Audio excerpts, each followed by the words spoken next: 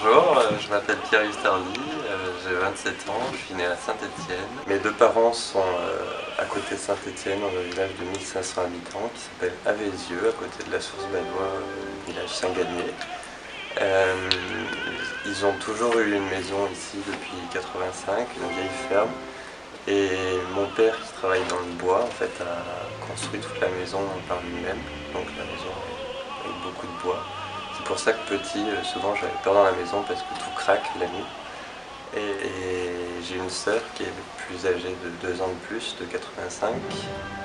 Et elle habite à côté du Puy-en-Velay. Elle vient de construire une maison. Je suis tonton depuis le mois d'avril de 2014, petite Clémence. Donc à 15 ans, j'ai fait partie d'une compagnie de cirque et jonglerie. On était 12 et on jouait en rue et on faisait de la jonglerie dans les festivals, dans les fêtes de village. Et on avait besoin de beaucoup de décors à transporter. Donc de là, j'ai eu l'idée de vouloir acheter un van pour mes 18 ans, un van rouge, et un vieux Mercedes de 92.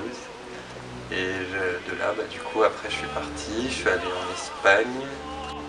Et puis ensuite, l'été 2007, j'ai refait un petit voyage en Bosnie, Serbie, Croatie, où je suis allé voir le festival de la trompette, festival international. C'était vraiment une belle expérience. Et ensuite, 2008, j'ai fait un tour avec un copain guitariste et une copine qui revenait d'Amérique latine, donc qui avait appris à faire de la flûte de pan et du bombo. Et on a joué tous les trois en vadrouille avec ce van là, en Espagne et au Portugal. Ensuite, je suis parti en Italie pour une année Erasmus, donc toujours avec ce van. Mais au moment après où je suis rentré, j'étais pris au conservatoire à Lyon, donc c'était un peu difficile pour se garer, donc je l'ai vendu. Et j'avais un peu tout dedans, donc du coup ça représentait comme ma maison sur 4 roues. Et après je l'ai vendu à une copine qui travaille dans le cirque. Elle est partie en Norvège avec, parce qu'elle a une compagnie là-bas. Et un jour je l'ai croisée dans la gare de Lyon par pur hasard au milieu de cette foule. Et elle m'a appris que le camion avait brûlé un lendemain du réveillon. Parce qu'une voiture, il était garé en pleine rue et il y a des personnes qui avaient mis le feu à la voiture devant. Et du coup, le début du camion, l'avant du camion avait commencé à prendre feu. Donc voilà la fin, triste fin de ce van, mais qui aura fait quand même pas mal de milliers de kilomètres.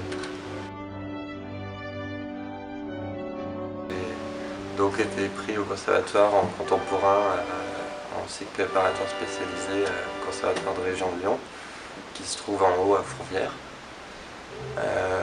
Donc là, je dansais à peu près 20 heures par semaine.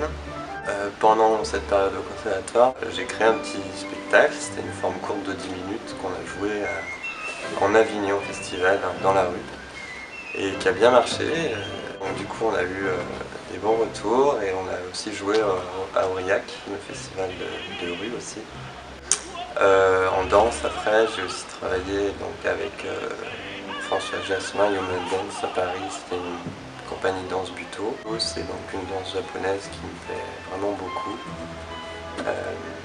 J'ai fait aussi un cours avec Semimaru Chankajuku au CND à Lyon, qui a proposé un stage création que j'ai bien accepté de faire. C'était une belle expérience donc au Japon. Je suis parti pour un mois là-bas avec les danseurs de la compagnie. Donc c'était une belle expérience, au-delà même de la danse culturelle. Donc depuis par contre, après je suis parti à Paris et j'ai cherché à travailler, c'était un peu délicat dans le domaine. J'ai rencontré d'autres personnes qui étaient d'un tout autre domaine, d'ailleurs plutôt commercial. Et c'est là que j'ai pensé à reprendre des études dans une école de commerce pour essayer de soit continuer dans le milieu culturel à la production, peut-être toute autre chose. Là j'ai parlé de la danse, de la jonglerie, de un peu le côté saltimbanque. Mais il n'y a pas que ça en fait, c'est que j'ai rencontré quand j'ai fait un festival un coach surfeur, parce que je fais pas mal de coach surfing, donc aller chez les gens gratuitement, rencontrer de nouvelles personnes, ou aussi héberger les gens, c'est le principe.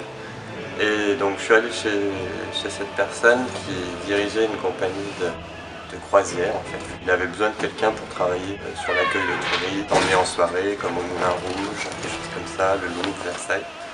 Donc j'ai commencé petit à petit à faire ça. Donc là on n'était plus trop dans l'ambiance du saltimbanque, mais plutôt au milieu du luxe avec ces Américains de 65 ans et plus qui ont vécu des choses qui vont peut-être plutôt à l'opposé du milieu artistique. J'ai bien aimé aussi découvrir ces beaux hôtels, voyager. Là du coup, en même temps que l'école de commerce, comme là en mars, avril, je vais continuer à travailler avec une autre compagnie en tant que tour leader, donc c'est pour les suivre, mais c'est avec des étudiants, là, c'est plus des personnes âgées. Donc j'attends ça avec impatience.